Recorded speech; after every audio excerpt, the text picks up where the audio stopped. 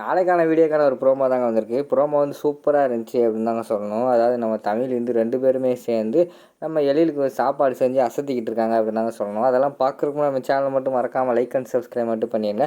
First Hindu வந்து அந்த வீட்டில் வந்து வேலைக்காரி இருக்காங்கல்ல, அவகிட்ட வந்து சொல்கிறான், இங்கே பாரு நான் என்னென்ன சொல்லுவேனோ அதெல்லாம் நீ சமையலில் போட்டு செய்ய போகிற சரியா? அப்போ தான் நான் இல்லாதப்ப நீ எனக்கு சமைச்சு கொடுக்க வசதியாக இருக்கும் அப்படிங்கிற மாதிரி சொல்கிறாங்க. ஐயையோ அது வேறையா, இனிமேல் நான் தான் உங்களுக்கு சமைச்சு கொடுக்கணுமா அப்படிங்கிற மாதிரி வந்து அந்த வேலைக்காரி கேட்காங்க.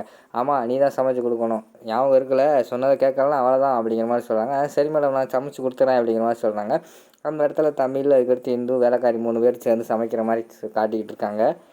நம்ம இந்து வந்து ஒவ்வொரு பொருளாக இதை இப்படி போடுங்க அதை அப்படி போடுங்க அப்படிங்கிற மாதிரி சொல்லிக்கிட்டு இருக்காங்க. அதை பார்த்துட்டு அந்த வேலைக்காரியும் நம்ம தமிழும் சேர்ந்து அடுப்பில் எல்லா வேலையுமே செஞ்சுக்கிட்டு இருக்கிற மாதிரி காட்டிக்கிட்டு இருக்காங்க. எல்லாருமே சேர்ந்து பிரியாணி சமைச்சிக்கிட்டு இருக்கிற மாதிரி காட்டிக்கிட்டு இருக்காங்க. இதை சமைச்சிட்டு நம்ம தமிழ் வந்து எடுத்துகிட்டு இங்கே வந்துடுறாங்க, எழிலோட வீட்டுக்கு வந்துடுறாங்க. அந்த பிரியாணி வாசனையே கமன்னு வீட்டு முழுக்க அடிச்சுக்கிட்டு இருக்கு. அதை வந்து கரெக்டாக டைனிங் டேபிளில் வச்சுருந்தாங்க. மேலே வந்து கவின் வந்து இறங்கி வரான். என்ன இன்னைக்கு சமையல் கட்டில் ஒரு வித்தியாசமான ஸ்மெல் வருது, ஆனால் இந்த ஸ்மெல்லை நான் இதுக்கு முன்னாடியே நான் மோந்து பார்த்துருக்கேன், நான் சாப்பிட்ருக்கேனே, இது என்ன ஸ்மெல்லாக இருக்கும் அப்படின்னு சொல்லிட்டு விறுவிறுன்னு வந்து நேராக வந்து டைனிங் டேபிள் வந்து திறந்து பார்க்காங்க. திறந்து பார்க்கணுன்னு சூப்பராக ஸ்மெல் வருது, பிரியாணியா அப்படிங்கிற மாதிரி சொல்கிறாங்க தமிழ்கிட்ட. ஆமாம் பிரியாணி தான் சமைச்சிருக்கேன் அப்படிங்கிற மாதிரி வந்து தமிழ் சொல்கிறாங்க. நான் டேஸ்ட் பண்ணி பார்க்கலாமா அப்படிங்கிற மாதிரி சொல்கிறாங்க. அதெல்லாம் கிடையாது, அதெல்லாம் டேஸ்ட் பண்ணக்கூடாது அப்படிங்கிற மாதிரி சொல்கிறாங்க.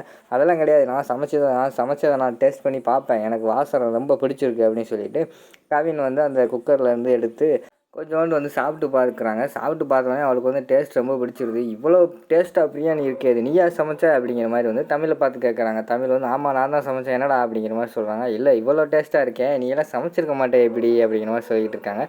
பிடிச்சா தின்னுலாம் விட்றா அப்படிங்கிற மாதிரி வந்து தமிழ் வந்து பிகு பண்ணிக்கிறாங்க. அடுத்து வீட்டில் இருக்கிற எல்லா குழந்தைகளையுமே வந்து இந்த டைனிங் டேபிளில் வந்து ஆசையாக வந்து அந்த பிரியாணி எடுத்து சாப்பிட்டு பார்த்துக்கிட்டு இருக்கிற மாதிரி காட்டிக்கிட்டு இருக்காங்க. அதோட பார்த்தீங்கன்னா அந்த எபிசோடை வந்து இந்த ப்ரோமோ வந்து முடிச்சிடுறாங்க.